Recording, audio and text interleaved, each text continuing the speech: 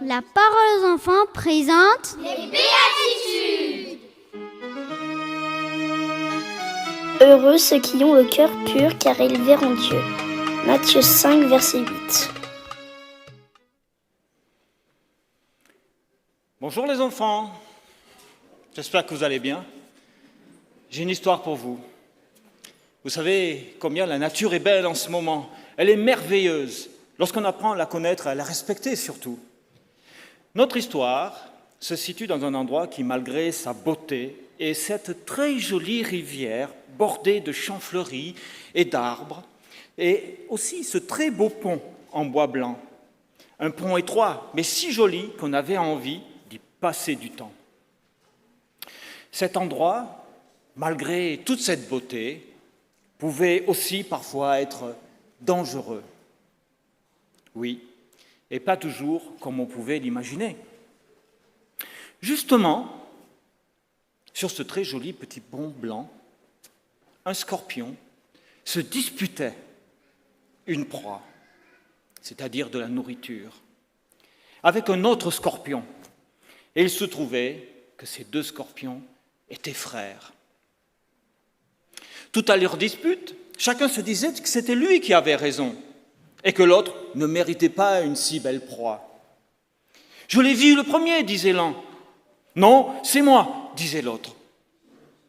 Et puis, « Je suis le plus intelligent. J'ai compris avant toi comment l'attraper. » « C'est faux », rétorque le premier, avec beaucoup d'orgueil. « C'est moi qui l'ai poursuivi et piqué le premier.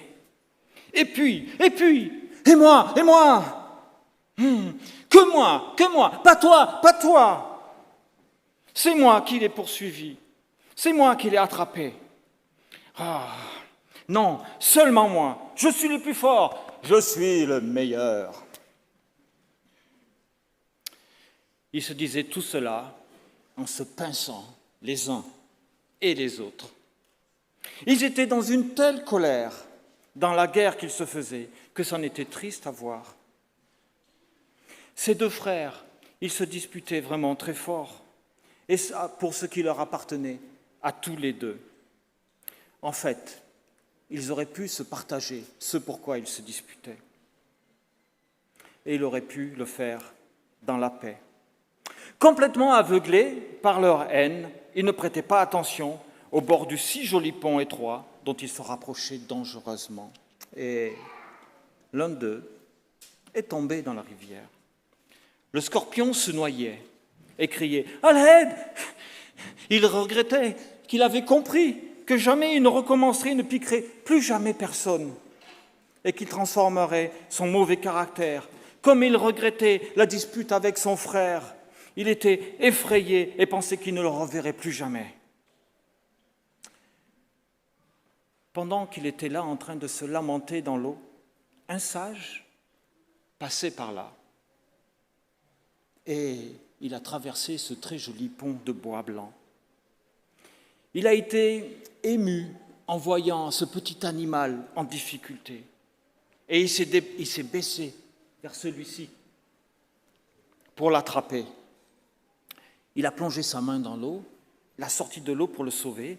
Mais le scorpion, oubliant ses promesses, pique le sage et s'échappe de sa main et retombe dans la rivière. Et de nouveau, il est en difficulté. Le sage se penche encore, malgré la douleur ressentie que l'on devine forte, et prend dans sa main, encore une fois, l'insecte en difficulté, qui le pique encore une fois, et bien sûr, tombe dans la rivière. Le sage est attristé par ce qu'il voit, mais il est absolument décidé de venir en aide à son petit ami. Alors, il prend une brindille, il s'approche de l'eau et tout doucement, il attrape le scorpion sur le bout de la brindille et le dépose sur la berge. Et le scorpion, tout heureux, s'en va. Il y avait un enfant qui avait observé cette scène, qui s'approche de lui, qui s'approche du sage et lui demande Eh, monsieur, pourquoi vous n'avez pas laissé le scorpion se noyer quand il vous a piqué? Il était méchant avec vous, non? Ah, je trouve que vraiment, c'était pas normal. Il aurait dû peut-être souffrir un peu plus. Le sage répond alors à l'enfant. Enfant, il est normal que le scorpion a piqué, parce que c'est un scorpion, et qu'il est fait comme ça. Il a eu peur, et il a dû se dire que je lui voulais du mal, et il n'a pas su quelles étaient mes intentions. Alors, il s'est défendu contre moi. Et tu vois, en ce qui me concerne, c'est parce que j'ai Dieu dans mon cœur qu'il est normal pour moi de venir en aide à ceux qui sont faibles et dans la détresse, plutôt que de me réjouir de leur malheur. La seconde fois, tu as vu, j'ai su comment agir pour l'aider sans être blessé, car, tu vois, à la fin, c'est l'amour de Jésus que j'ai dans mon cœur qui m'a montré comment lui venir en aide au scorpion, sans me laisser piquer de nouveau, grâce à ma brindille. On n'a, enfant, pas besoin d'être bête quand on aide les autres. Jésus nous demande aussi de réfléchir et d'être intelligent. Enfant, toi aussi, tu connais Jésus. Je vais te dire quelque chose d'important. Laisse donc Jésus t'aider dans ton cœur. Alors tu pourras prendre soin des méchants, mais prends aussi soin de toi. Car si tu te disputes avec l'autre, alors attends-toi à être disputé en retour.